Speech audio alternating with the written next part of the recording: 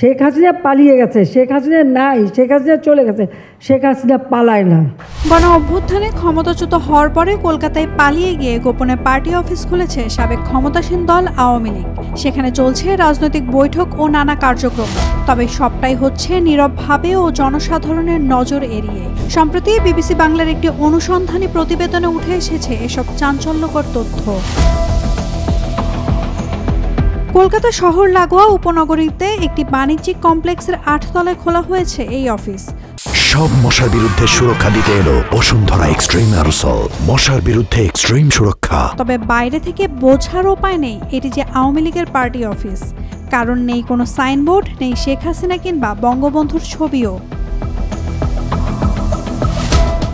বিবিসির তথ্য মতে এটি আসলে পুরনো একটি বাণিজ্যিক অফিস। আগের অফিসের রেখে যাওয়া চেয়ার টেবিলেই চলছে আওয়ামী লীগের বৈঠক ও দলীয় কার্যক্রম। তবে নেতাকর্মীরা এটিকে অফিসিয়াল পার্টি অফিস বললেও তেমন কোনো চিহ্ন মাত্র নেই। বিবিসি আওয়ামী লীগের পলাতক এক নেতার বরাতে আরও জানায়, খুব সচেতনভাবে তারা অফিসে ছবি বা সাইনবোর্ড রাখেনি, কারণ তারা চায় এই জায়গার পরিচয় সামনে না আসুক। বিবিসি আরও বলছে, শেখ হাসিনা দেশ ত্যাগের পরে গত 1 বছরে অন্তত 70 সাবেক এমপি ও 200 জনেরও বেশি আওয়ামী লীগ নেতাকর্মী কলকাতা ও আশেপাশের এলাকায় আশ্রয় নিয়েছেন। এদের মধ্যে রয়েছে মন্ত্রী, মেয়র, জেলা উপজেলার শীর্ষ নেতারা। কেউ সপরিবারে থাকেন, কেউ একসঙ্গে ফ্ল্যাট ভাগাভাগি করে থাকেন। এছাড়া দলের ছোট ছোট বৈঠকগুলো হয় বাসাবাড়িতে। আর বড় বৈঠকের জন্য প্রয়োজন অনুযায়ী রেস্তোরাঁ বা ব্যাংকোয়েট হল ভাড়া করা হয়। নতুন পার্টি অফিসে একমাত্র প্রয়োজনেই যাতায়াত করেন শীর্ষ নেতারা।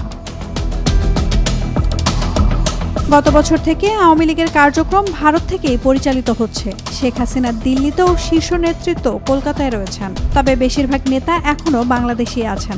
দল প্রধানত ভার্চুয়াল মাধ্যমে কাজ করে। শেখ হাসিনার নেতৃত্বে অনলাইন বৈঠক ও লাইভ অনুষ্ঠান হয়, আর তরুণদের বেশি অংশগ্রহণের মাধ্যমে পরিবর্তন আনার চেষ্টা চলছে।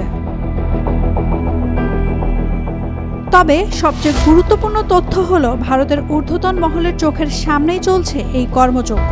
কারণ ভারতের গোয়েন্দা সংস্থা বা স্বরাষ্ট্র মন্ত্রণালয়ের অনুমোদন ছাড়া এই রাজনৈতিক কার্যক্রম অসম্ভব। রাজনৈতিক পালাবদলের পর দেশের বাইরে গিয়ে সংঘটিত হওয়া এমন নজির বাংলাদেশের সাম্প্রতিক ইতিহাসে বিরল। তবে 1971 সালের মুক্তিযুদ্ধের সময় ভারতের সাহায্যে কলকাতায় আওয়ামী লীগের অফিস ছিল, যা স্বাধীনতা যুদ্ধে রাজনৈতিক ও সামরিক সমন্বয়ের ক্ষেত্রে গুরুত্বপূর্ণ ভূমিকা রেখেছিল। তবে এবারের মতো কলকাতায় আওয়ামী লীগের পার্টি অফিস স্থাপনের ঘটনা নতুন, এবং তা নিয়ে বিভিন্ন প্রশ্ন উঠেছে, বিশেষ করে আঞ্চলিক সম্পর্ক এবং নিরাপত্তা ইস্যুতে। Naomi Nasteen, Daily Sun.